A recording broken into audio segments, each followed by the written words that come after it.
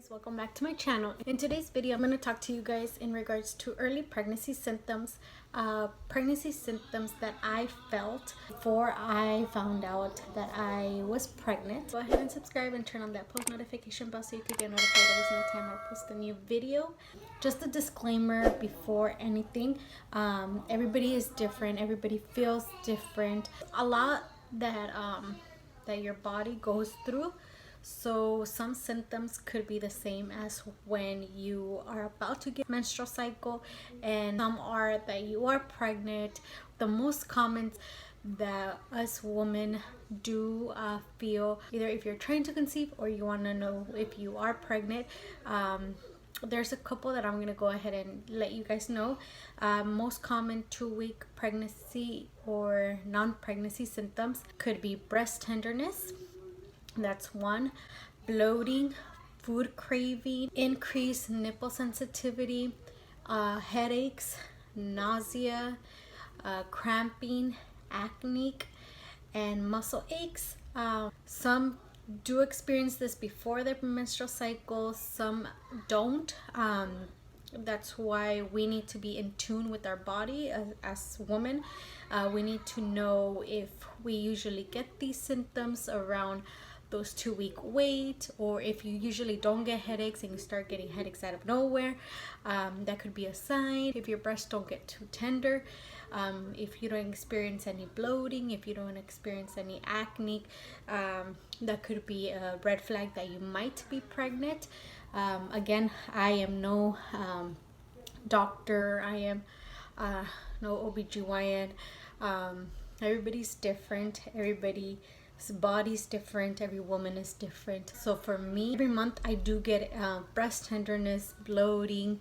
I do crave a lot of chocolate, a lot of sweets before my menstrual cycle. I always have headaches. I do get some cramping as well. Hard for me to detect if I did conceive or if I didn't conceive.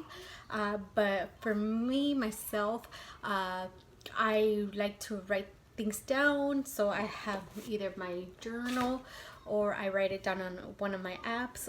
My favorite app that I like to use is the OVA. It's always a good idea for you to do ovulation test start when you finish your menstrual cycle. It could get pricey, people just do the apps, but I like to do the ovulation and I like to do the apps.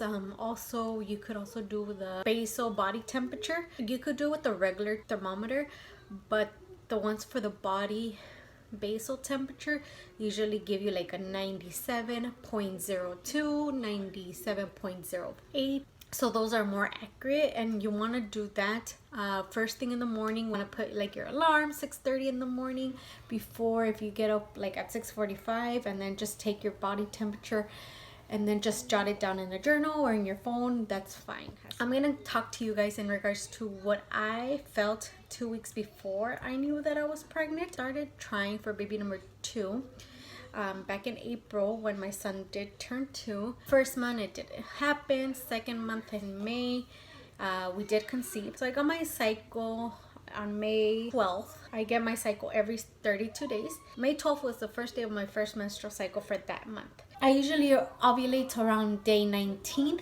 So day 19th means 19 days after my first day of my cycle. I would have brought us to May 30th. I started doing my ovulations on day 10th, which was May 21st.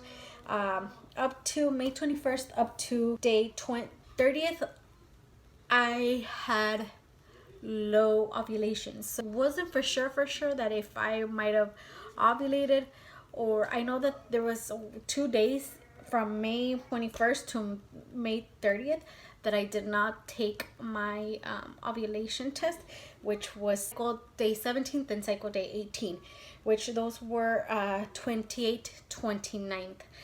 My husband's birthday was Friday, May 29th, but on May 28th, I did have TMI.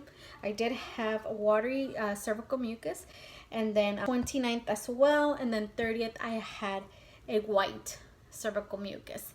So usually when I have 2 days of cervical mucus, that's when I'm gonna start ovulating, and then when I start getting like the egg whites, that's when I'm like low of my ovulation. I don't know what was going on there, so I completely thought that I was gonna be out that month just because my body was not how it normally was, because I didn't get any positive ovulation test because it seemed too short of the days that I had cervical mucus, because I only had cervical mucus, like I said, May 28th, May 29th, and May 30th. So then on my app it said that, so before that on my app it said that my ovulation was May 26th through June 2nd. That was marked as my ovulation week. So June 1st, that was day 21, I just felt tired. I had heartburn. I didn't really think anything of it because I usually have heartburn. Day 22, I was tired again. Usually I get tired because I have a toddler, of course, but not taking naps in a while because I don't know, he just wasn't taking naps anymore. He would take naps, so I would have taken a nap too. Day 23, which was June 3rd, I was tired again, hungry a lot. I would eat and then like an hour later I would get hungry again. Even though if I would eat protein or anything, I would still be hungry. So it was kind of weird. That was a big sign for me, because I'm never really that hungry. I mean, I eat and then I eat every 2.5 hours to 3, not every hour. Day 24th, that was June 4th, I had lower back pain, again TMI, diarrhea. I was very fatigued and I was going to the restroom non-stop. At that point I thought something was wrong with my insulin, with my blood sugar. I thought the meter wasn't working properly, so I had another meter, so I was checking both meters and my blood sugars were fine, everything was fine. I thought maybe because I had eaten a lot the day before, that's why I had diarrhea. I was very thirsty as well, so that's why I thought I was having that frequent urination, because I was very thirsty. So out of those, like diarrhea and the frequent urination and being very thirsty as well, that was weird for me prior to getting my menstrual cycle. Day 25, which was June 5th, I didn't have any symptoms. The following day either, which was June 6th. On June 7th, which was 25, 26, 27, I had cramping. I usually have cramping like a day before my cycle, not like almost a week before my cycle, and it was kind of weird as well, so that was another big red flag. Cycle day 28, which was June 8th, I was very tired still. I had headaches as well. I always have headaches, every single day I have a headache, but that day it was like very strong. I thought it was like a migraine. I just wanted to be like with all the blinds closed, not too much light coming in, and I was very aggravated for every little thing. So that was another big red flag for me. So June 9th, on cycle day 29th, I had headaches again. My jaw hurt. That was weird. I was tired and I had cramps again. Based on the ovulation, this was day 8 DPO, 8 days past ovulation that I had marked. And because my jaw hurt and because I still had cramps and I was still tired and I still had that headache, I was like, something is really off. So I did have a pregnancy test and I was like, I'm just gonna take it. I don't think of anything of it. I pushed record on my camera and there was a big fat positive. You guys will see once I post my other video where I take that pregnancy test.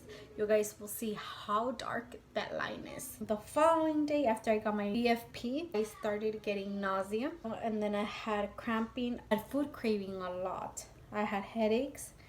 The following day I had morning sickness, and then my cycle was due June 14th and no cycle, no nothing. I then scheduled an appointment to go see my OBGYN on June 30th, and they did confirm that I was pregnant with baby number 2. Those were my first early pregnancy symptoms. I just wanted to go ahead and let you guys know what I felt. Again, everybody is different. Like I said, everybody has different symptoms.